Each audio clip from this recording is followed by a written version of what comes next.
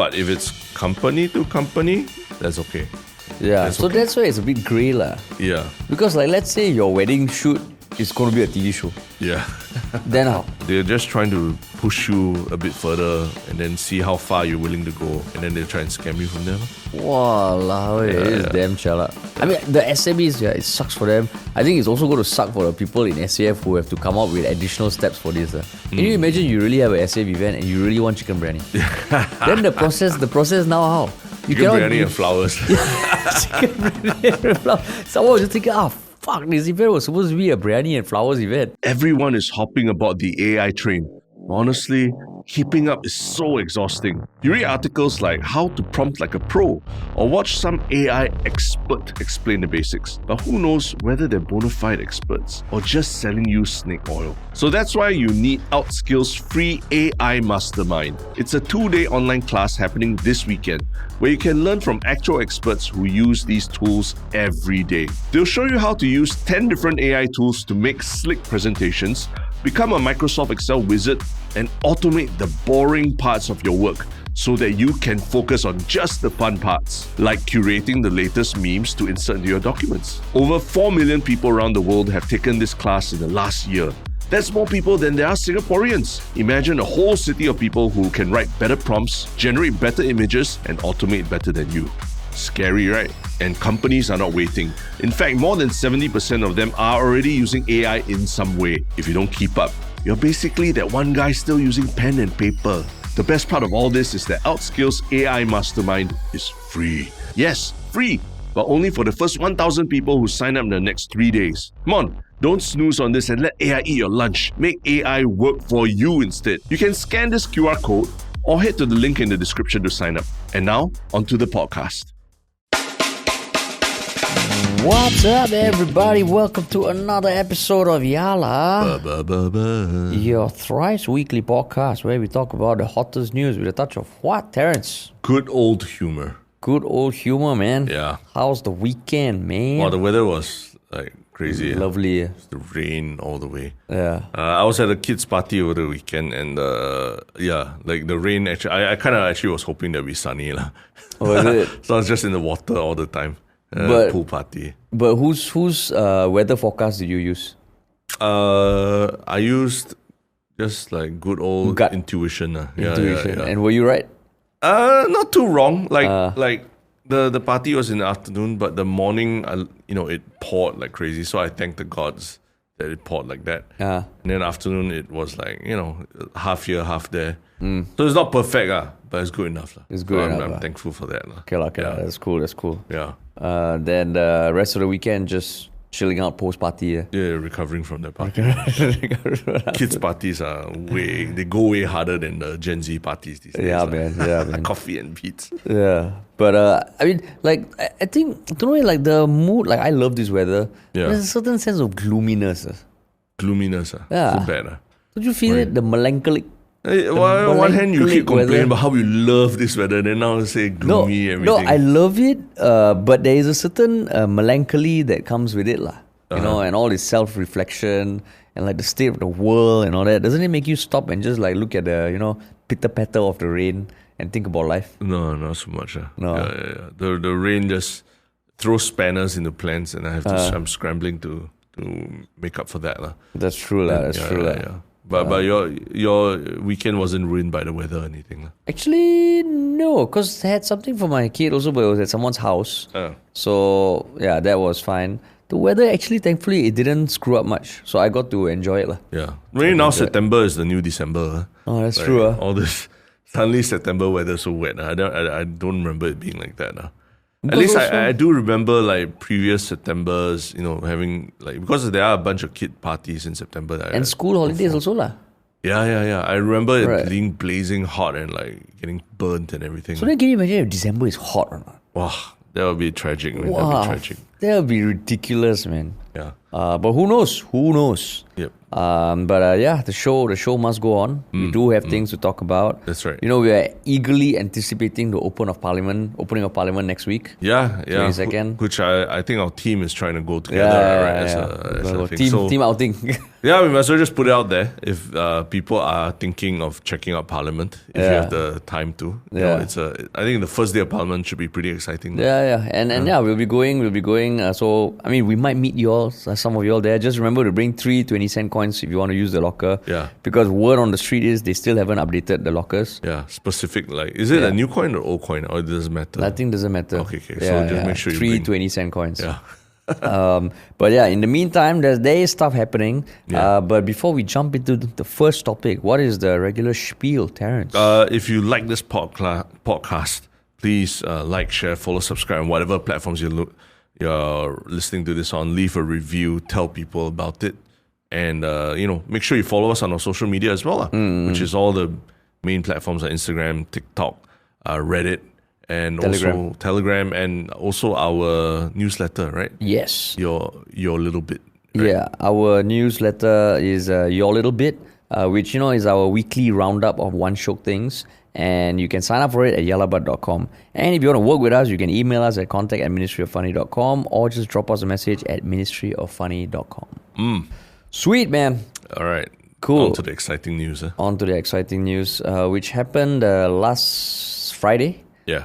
It was a joint advisory issued by the Ministry of Manpower and the Visual Audio Creative Content Professionals Association that goes by the acronym VICPA, VICPA.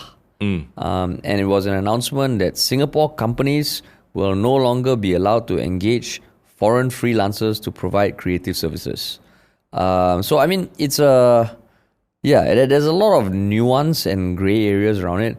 But that was the title. Yeah. So when you saw this, was it shocking to you? Not shocking, but we kind of hear about these things going on, especially in the wedding industry and everything, right? Videographers, makeup artists, and all coming from Malaysia. But now it seems like it's a big enough thing that the Ministry of Manpower is getting involved, and it seems like. It's reached this tipping point where it's making headlines as well. Yeah. But for you, have you encountered this before? Encountered in what sense? At weddings and all, where you see the people working on a wedding are not necessarily from Singapore. Hard to tell. Because, let's say I have a lot of close friends from Malaysia who work here legally and all. But aside from little nuances or pronunciations of words, they're kind of like Singaporean. So at a wedding, I don't normally focus on the photographers and videographers. Trust they're doing a good job. So hard to tell. That's right. But I think this one is really quite specifically focused on weddings, right? Because they did say that it was in response to feedback from the creative community about people working on weddings coming from other countries. The photography, videography and makeup services.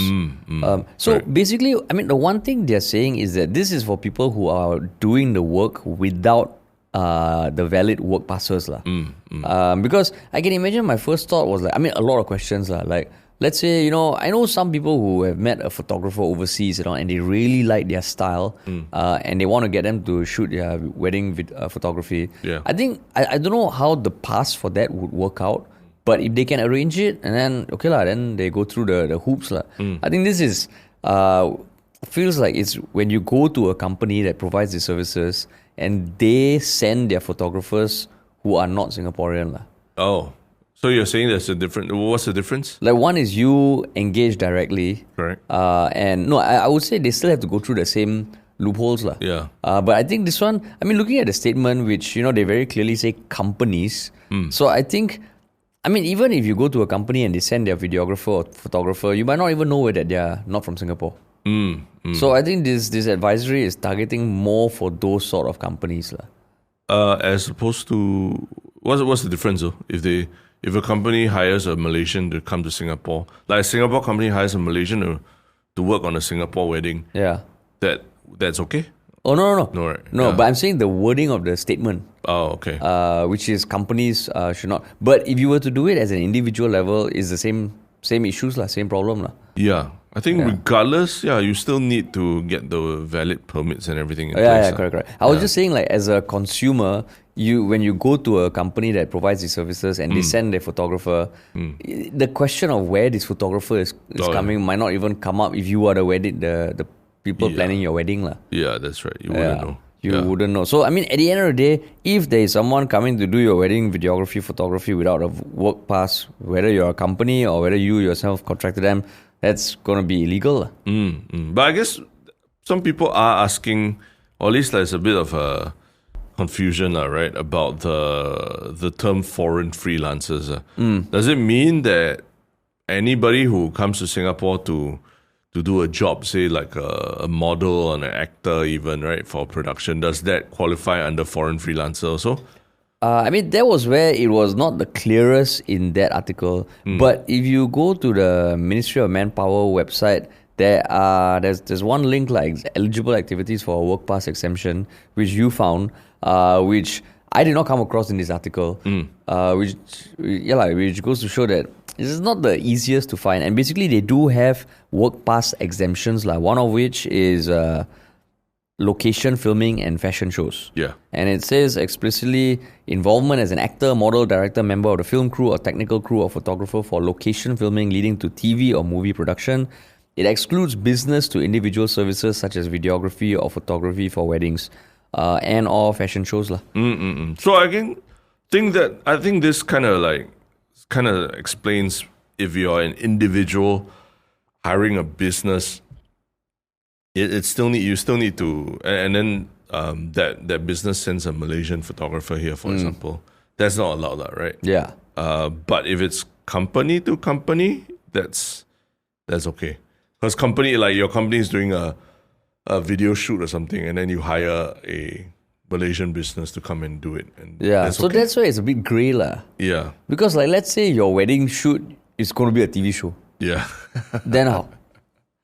Yeah. I mean, I don't know the likelihood of that, but that's the grey area, right? Or movie production, some billionaire wants to make a feature-length movie about his wedding. Or if you're an influencer getting married and it goes on your YouTube channel, which honestly maybe has more views than what something on TV or a movie in Singapore would have. Yeah, that's right. Right. Then how? Yeah. So it gets a bit dicey. Because I do see some people in the comments also asking about very specific instances like, overseas photographers coming to shoot for some editorial or commercial assignment, right? Where does that fall? So that sounds like business to business for me. But another one that people brought up that I thought was quite interesting was cosplay. Foreign cosplayers coming here. A lot of times they don't come alone. They bring a whole crew with them, right? Whether it's a makeup artist or a photographer or something. And in some way you can understand why, because they're coming for an event or something, right? But that photographer that they're used to or the makeup artist they're used to, they know their style is very specific for them, right? But I think that one should be okay because they are coming as an entity. It is if a Singaporean cosplayer gets a foreign photographer, then I think got issues. Okay. But then what if, I guess that's the crux of it. If the local cosplayer hires a photographer who's accompanying another cosplayer. So then it gets a bit dicey. Then right? the cosplayer company, your photographer working for other cosplayers. Yeah. But that's why I was like, the more I read into it, the more I was like, actually there's a lot that even us, we have handled productions and everything before. A lot of these rules that we're not even very, very 100% sure about, right? Yeah.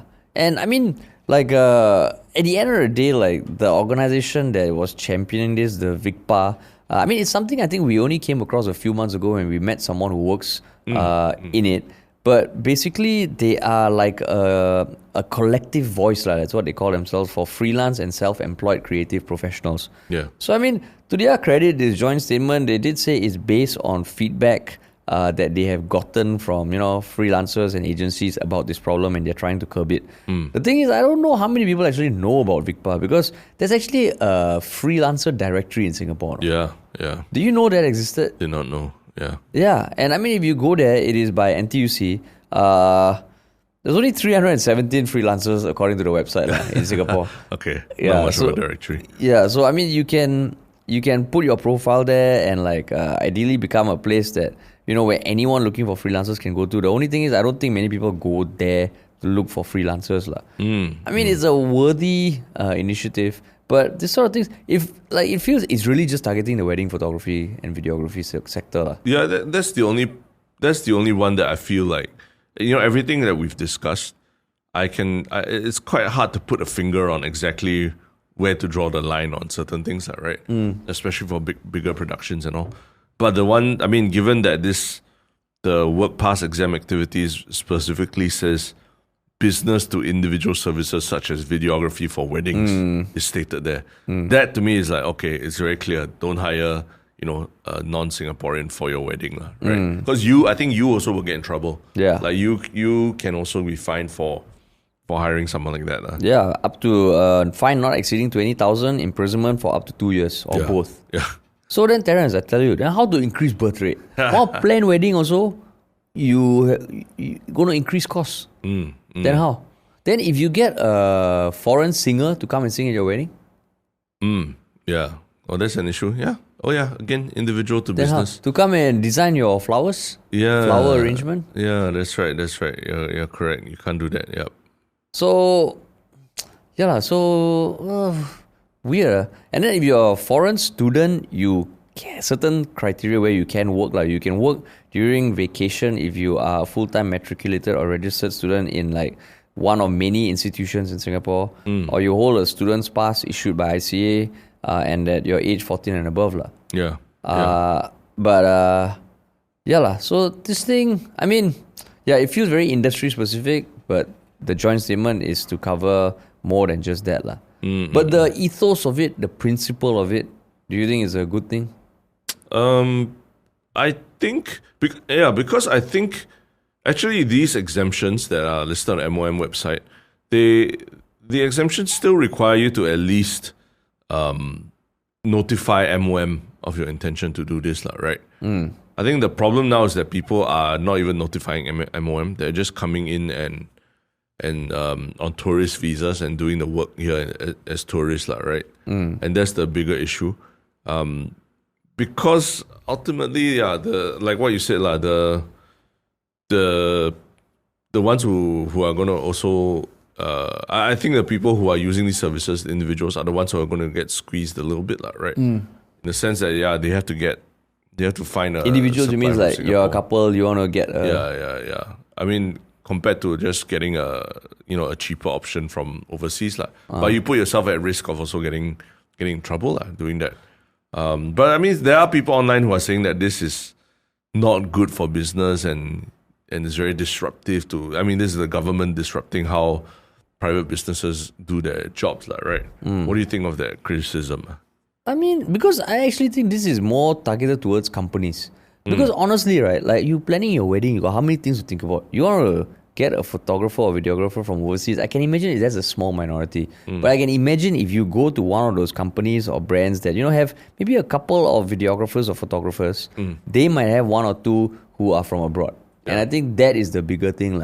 So, on that note, the complaints that this is making businesses harder for creative businesses to operate, I mean, yes, there's a certain truth to that because your costs will increase. But then, I just found this like a bit surprising because that is something that every industry faces, right? I guess maybe there's more unregulated work for this industry specific because the projects tend to be a few days you come and then you do everything else offshore. I saw some people also giving the analogy that even interior designers, some of the designers might be based abroad. Right? Yeah. And how are you going to police that? But maybe it's because this one is an industry or a vocation where you have to come, you be on site, you do your work and you go back, you do most of it, and there's nothing guarding that. I mean, how many other industries are like that? Project-based, few days?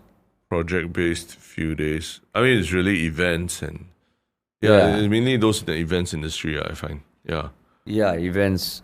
And I guess, maybe weddings... I can imagine the wedding photography space is damn competitive. Yeah. But I mean, Given everything we talked about this, right? Like, does this also like close off Singapore to more creative voices coming in? Because nowadays, like, I follow a few people on Instagram, photographers and all, who are, they're very good photographers based in Thailand, based in other parts of Southeast Asia as well. And I see that they fly around for shoots, right? And nowadays all of us have access to the same social media accounts and all. I mean, does it limit our options given that now, like, I can't hire a foreign photographer for my wedding anymore, because it's not only about cost, right? But also like, because there's all these limitations on hiring foreigners as well. Does that like take away from the creative space in Singapore? I mean, I don't know, because like even if you go to the work passes tab on the Ministry of Manpower website, there's a whole list of work passes that different categories of people need lah. So let's say the work permit for performing artists, right? You click on it, there's like, key facts, eligibility and requirements, apply for a work permit, and there is a process lah. The thing is, for the creative space where, people are coming in for like 1 or 2 days, whether or not they want to submit this, I mean, there's a lot of steps and it might take a while. And you think about it, let's say you are some big time photographer and all, and you got a 1 or 2 day shoot in Singapore. Yeah. Would you go through the process? Yeah. I think it's human nature apply it looks quite cumbersome. They say can get it within a week But even recently with 𝘕𝘂𝘵𝘗, there are all these timelines and all, but you never know It might be a turn off right? To have to apply for all these things. Yeah. So, and I mean, 𝘕𝘂𝘵, he's selling tickets, so there's transactions. If you're coming for a shoot of your own, right, I can't imagine people wanting to apply Yeah, that's true. So maybe it does have a spillover effect on like people just seeing Singapore as like, if you want to be creative in Singapore, it's damn sian . Yeah. Too much regulation. But I guess a lot of people are also questioning a lot of the grey areas that we're asking about also . That's why it might be worth them expanding, VICPA specifically, expanding on what exactly is allowed and not allowed, and rather than generally, I mean, leaving it to the quite vague interpretation of the activities that are exempt from this work pass. Yeah, because there's no makeup services also, no?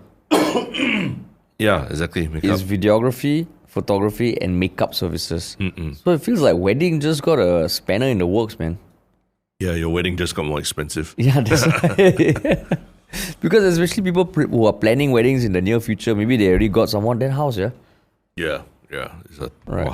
So that's why I don't think many people are going to be that angry about this, because it might not impact a lot of people. Or maybe it's just one of those that people might be aware, but I don't know how much this will change human behavior. And I think one thing also is that actually in Singapore we have a lot of talented people, right? Yeah.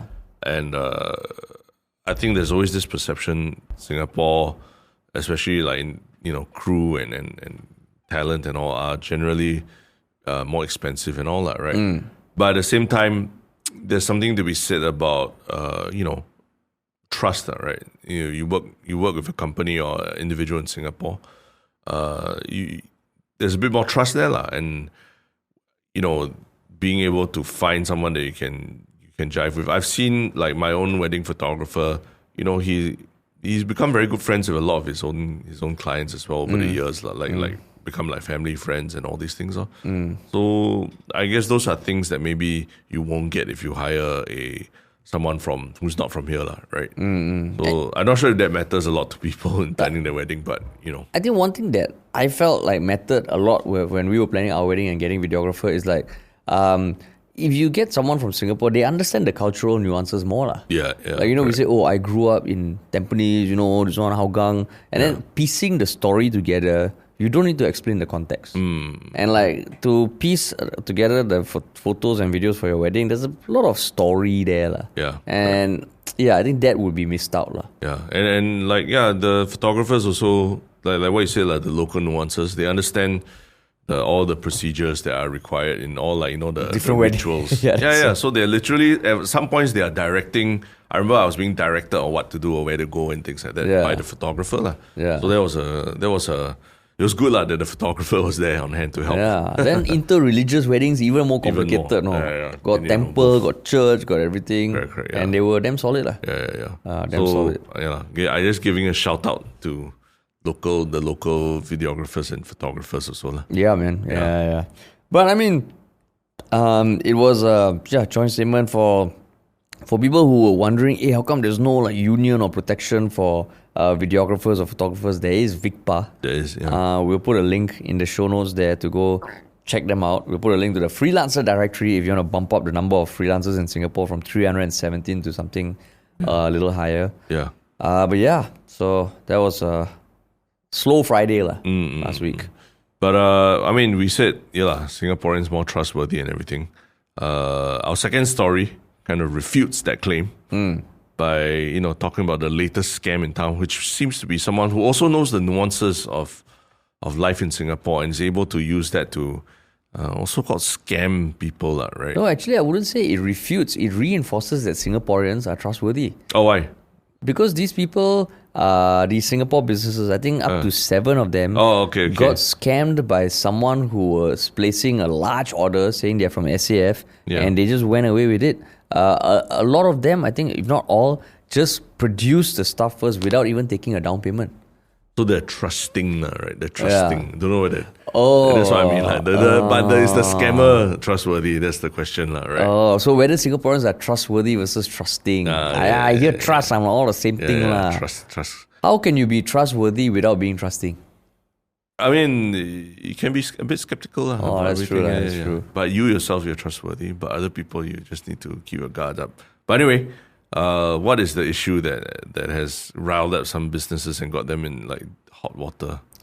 Basically, like alleged bulk order scams where someone would call and make a huge order of like $1,000 to $2,000 with bakeries or florists and claim that they are from the SAF or affiliated with the SAF. So the Ministry of Defence in Singapore, MINDEF, came out with a post on Sunday, September 14, saying it has been made aware and has not found any evidence that the individuals involved are indeed associated or part of the SAF. And the ministry has lodged police reports regarding the matter. So, I mean, it's quite... I heard about it. I think on Reddit, there was someone who posted about their parents' bakery. And then when that made the news, I think more and more small businesses that were impacted started going public with it. So there was the Kiki Florist, an order of 150 small bouquets. There was a hawker stall in Tiong Bahru Market making a chicken and mutton biryani that made 150 packets because the person who called was claiming from SAF, ordered bottles of mineral water, asking for extra meat and rice, but the order was uncollected. And then all these poor SMEs, like, because a lot of them are perishable, if not all are perishable, they had to either sell it off at discounted rates, give it to the needy, post on Instagram for people to help buy it because before it goes bad. Chalas, I mean, it's quite, but at least there's some heartwarming parts, the silver linings to the story, right? Where, for example, I think the Tiong Bahru Market, the Muslim store that prepared 150 packets of biryani, they managed to sell out everything. And apparently, like, it was after the new MP 𝘓𝘓 reposted and, got the community to come and he encouraged people to take a good biryani tea break. So he called out for all the Tiong Bahru residents to go down and get these packets before they sell out at a special price. And it's quite heartwarming because I think the hawker himself, he posted saying he thanked the MP for reposting, and he mentioned how there were 2 individuals who bought 80 packets to distribute to residents in rental flats. So it became a community act of charity as well. They didn't just let the food go to waste, they bought it and distributed it to the needy people. So actually there are silver linings from this story. But the fact that it even happened in the first place, I think that's what we're here to discuss. But then the thing is, would you consider this a scam? Like, what are they scamming? Like, how are they gaining? It feels more like a prank. Correct. Like, people just want to stir shit. Correct, yeah. It sounds. It could be a troll and then some copycat trolls as because well. I can imagine, like, online, say you order something and then you want to return it and then you don't return it, or you return some subpar thing and then you get refunded and then you cease contact. That one I would imagine an online platform. But this one, but of course, like you go to the Facebook post on MINDEF, still got some people who say things like, I'm surprised bulk orders don't need to place a deposit. All along, why small ordering needs to place a deposit, at least 50%, but for these ones, no need. Those looking at the cases can see who's really at fault. Someone else commented, agreed. Because they are greedy and want to secure a good deal, then oops, ask for help. I'm like, are you all trying to say that in some way the SMEs also are supposed to be held responsible? Of course, even when we practice our business, we do ask for upfront payment because we have been burned before. But for an SME, I mean, I wouldn't fault them for that. Just feels like, okay, that's something they should do. But if it's a big order, that one, I wouldn't say they are responsible also. Yeah. Because, some of the SMEs, like the florist, I think there are some screenshots that she shared of her conversation with this rather trustworthy person named David Lim, right? And he gave quite legit answers.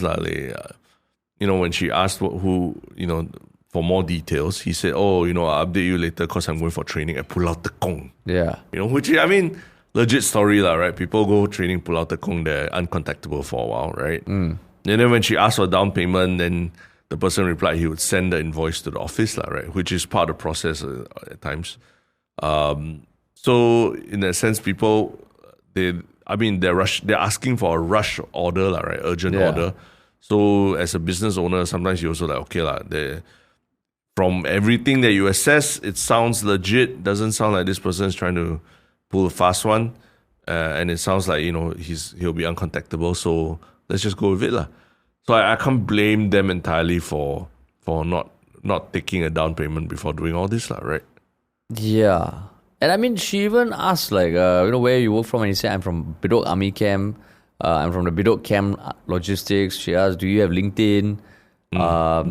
So like what you say, it's not like a scammy, like poor English or grammar or something. It felt like a legitimate persona. And I think most people in Singapore, when you say you're from the SAF, they'll be like, okay you're defending our nation and stuff like that. Correct, yeah. If there was one organization to choose to where people trust, I think SAF pretty good option. Yeah. But so you're asking just now, like, how is this a scam? Like, could it be a troll and everything, right? Yeah, unless you found some people who have managed to explain how this can be scammy. I think the police, in the end of July, they had an alert for the public about fake bulk order scams. And they said that sometimes the scammers will request for additional items that the targeted businesses don't carry, and the order quantities that the businesses are unable to fulfill on short notice. Then the scammers will recommend another scammer who's a supplier, like a fake supplier, to the victim, saying that this supplier can sell you the item for cheap, and then you put it together and then sell it to me, right? Oh. Yeah, so this tactic is used to persuade the victims to provide payment for the orders placed with the fake supplier.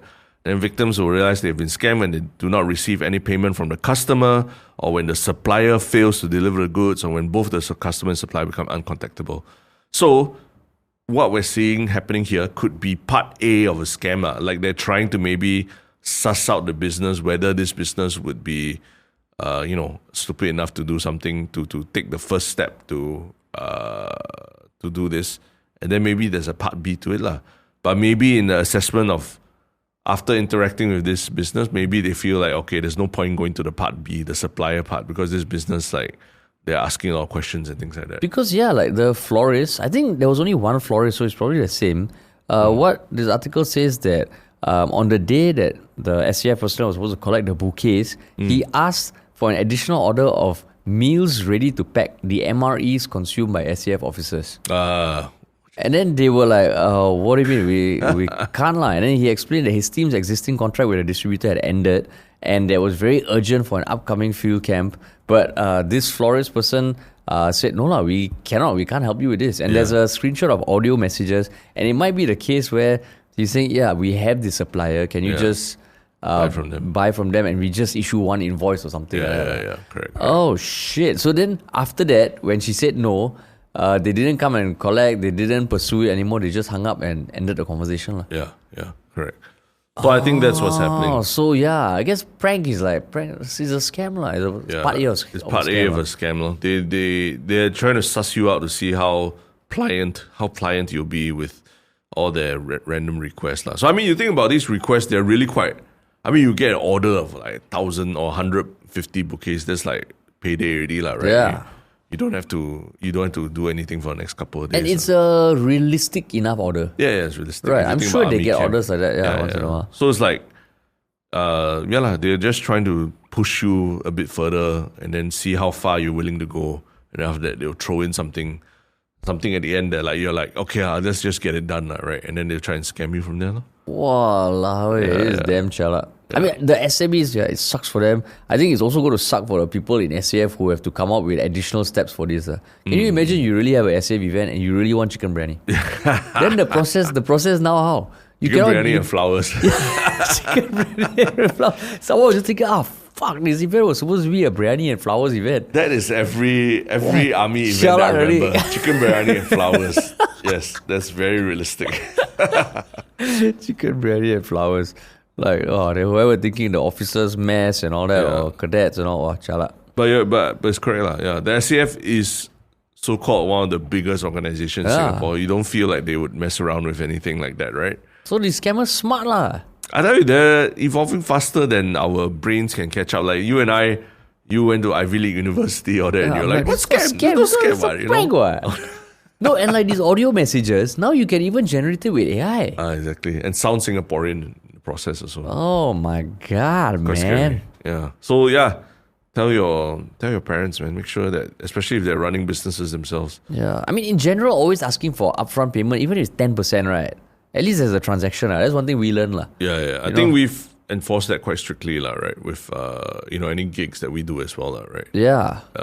Gigs meaning like if there's if there's literally something to deliver to them, right? Because because it's not only just to protect yourself from scammers, but it's also to make sure that everyone has skin in the game when you're working together also, right? Yeah, exactly. And that actually helps you maintain a much better working relationship with that the entity as well. Yeah. And I mean, unfortunately, the power is in the hands of the clients and vendors. Yes. And there's a lot of, as a small business or as a freelancer, you cannot enforce, but just know that you can always push back. And even if it feels like you're giving up something that, marginally a good order, it would avoid shit like this. Yeah. Always just think of what's the worst thing that could happen if you say yes to this request. Wow, chala. Yeah. But PSA to all small businesses out there. Yeah, man. But cool. But yeah, so what is your one Shiok comment of the last few days or so? My one Shiok comment was a discussion on Reddit, which has now hit. Wait. I mean, in the past week, 11,000 people came to our Reddit. That's awesome, man. Yeah. But there was a thread that was posted about 4 days ago by 𝘰𝘲_portal00, where it's titled, "Which generation in Singapore's history would you like to be born into?" Hi, long-time lurker and listener, felt compelled to come out of the shadows after listening to a US-based podcast and thought it might be interesting to have the same comparisons between generations in a local context. I mean, what I love is that, like what we've mentioned before, our Reddit now is like a third space where people come to discuss amongst themselves. And I mean, technically not even asking us to give our own thoughts. It's just to hear from other Redditors, which is great. Yeah. So then people got the early millennial to late boomer is the best time. Gen X got the best deal in my opinion. I would love to be born in 1960, 1980s, 1950s. Now is the best. Love the tech and convenience. So interesting. Interesting. So that's my one Shiok thing. One Shiok comment. Yeah. One Shiok comment is a response to our last episode about I think we talked about the Gen Z's partying sober, right? And one aggressive win 6361 kind of put a theory out there. Not a theory, a hypothesis out there that maybe it's that young people, they actually want, the reason that they want daytime sober parties is that maybe they want to see each other's faces dancing in the flesh without filters, because their norm is to see everyone else online between filters and screens. Whereas for us, Gen X, millennials, we saw each other in the flesh all the time, in school, in the office, in the mall. Gets boring. So the novelty is to see each other jazzed up and under the mysterious shroud of smoky darkness and loud thumping beats. Momentarily lit by green laser beams. So what do you think of that hypothesis? That young people, the problem is that they don't see each other enough, and that's why they want to see each other in the bright lights of like Funan Center. That just shows how disconnected we are. And I mean, to people listening, especially people who leave comments like, why are you all just middle-aged men talking about Gen Zs? Why don't you interview a Gen Z and like learn from other podcasts? I mean, that's what we do on this podcast. We just try and make sense of what's in the news. Yeah. And in this case, I think it's a very interesting perspective that I can almost see being true. It's like, wow, that's crazy, man. No filters, basically, right? Oh my God. They just want to see, they want to see you in your imperfect glory, like all your pockmarks, all your imperfections, all your pimples and everything ugly about you. They want to see it, And they want to see you sober because everyone lives like a jazzed up life online. Yeah. They don't even want to see you wow sober. They want to see you wow caffeinated to be even more alert to how you exactly are, and it's slightly, twitching slightly as well. God. Because last time it was really like, wow, this one... Dulling your senses. And everybody knows some people who they're like normal. The moment they got a few shots of alcohol, they fucking lose their minds. Now it's the obvious is like, can we really get to know this person we see online? Correct. My God. Yeah. Well, another hypothesis out there. Funny, but yeah. Whew. But cool. And your One Shiok Thing? My One Shiok Thing is a recent channel I came across which seems damn interesting. I mean, I've watched one video on this channel so far and I feel very compelled. So the video is called Professor Shows Students How Close Civil War Really Is After Charlie Kirk's Murder. And basically it is this channel called Warren Smith Secret Scholar Society. I think he's an academic. He's written a lot of articles. He's prominent enough to go on shows like Piers Morgan, Joe Rogan. But what that video entailed was him just talking through a recorded clip of a lesson that was taught by Sam Richards in the US. Let me see which university it is. Oh, it was at Penn State. Yeah. So the class is online. It was streamed. It's a 1 hour, 10-minute class. The title is called What Happens Next? Discussion on Political Violence and Terrorism. And it's the professor having a conversation with the students. But what this Warren Smith does is he kind of plays a response, gives his take on it, goes to what the professor was trying to get at. And I actually liked it a lot. He was kind of pointing out how the professor was getting at how the death of Charlie Kirk could really spiral into something like civil war. But when he contrasted it with the answers of the students, they were more like, I think one of the students really said, I feel like this death is not going to be utilized in its best way possible because there are people going to be carrying on his work. Whereas the professor was trying to push them, okay, this is one thing, but do you see how this could spiral down? And apparently that's what this guy does on his channel. So he just looks at interviews and all that and just dissects it. So, I mean, if you go to the website, I think there's this very noble intellectual curiosity that he's trying to encourage. I don't know whether he got any scandals or anything, but I was like, hey, this is quite interesting. What's his name again? Warren Smith. The channel is called Secret Scholar Society. And that video of his 13 hours ago has really got 1 million views. Interesting lah. Interesting. Yeah, interesting. Cool. Yeah. My One Shiok Thing is a video on Fox News actually. And I mean, obviously, Fox News, very conservative news channel. Now it's just filled with stuff about Charlie Kirk, right? But a few days ago, about a week ago, before everything, Neil deGrasse Tyson, the scientist or science communicator, was actually a guest on one of the shows on Fox News, on the Fox News channel. He was a guest on Saturday Night with Jimmy Fallon. And I thought it was interesting because a few One Shiok Things ago, I talked about a video where Neil deGrasse Tyson, who is generally socially very progressive, right? He talked about why it's important for him to watch Fox News as well as watch the stuff that he agrees with more, right? And now he's actually a guest on Fox News plugging his book. And I thought it was quite interesting because you wouldn't expect Fox News to want to chat with Neil deGrasse Tyson, but they do chat with him, they joke a lot with him. And a lot of the jokes they make, I felt were like stuff from back in the 2000s. There's a lot of jokes about race and things like that just wouldn't exist in any other network, but it exists on Fox News. Like what? Like what kind of joke? Well, there was another Asian Canadian on the panel there, and then they were just making Jackie Chan jokes. Like back to the 2000s, that kind of thing, they're making Jackie Chan jokes about the stuff that people used to call him in school and stuff like that, right? And so I don't know, you can see a bit of like, I don't know, Neil deGrasse Tyson, I'm not sure how to respond to that. Then he just continues to talk about his book and stuff. So it's quite, I would say, a throwback to the 2000s, watching this kind of interview and the kind of banter that's going on there. But yeah, funnily enough, you think that, people will be like, oh wow, Neil deGrasse Tyson is so cool, but no, all the comments on that video are like, it's terrible. Please don't invite him back. The worst guest on Jimmy Fallon. Please don't invite him back ever. Why would you have this guy on? A scientist? He's an actor, not a scientist. Yeah. So it's like, what is Neil deGrasse doing on Fox? This guy's a legend in his own mind and annoying. What? So it's just funny how polarized the response is, even just to like a guy who comes on to talk about his book. Wow, that is nuts. Well, that's America. Yeah, but yeah, start of the week. Gloomy weather seems to be continuing. But yeah, if you enjoyed this podcast, please do share it with at least one other person who might not have heard of us. Follow us on social media, Instagram, TikTok, Reddit, Telegram, and our newsletter, 𝘓𝘓𝘦𝘢 at 𝘓𝘓𝘓𝘓.com. And what else? If you want to work with us, please check out ministryoffunny.com or email us at contact@ministryoffunny.com. Sweet. Thanks for listening, everybody. And we'll talk to you all very soon. Peace.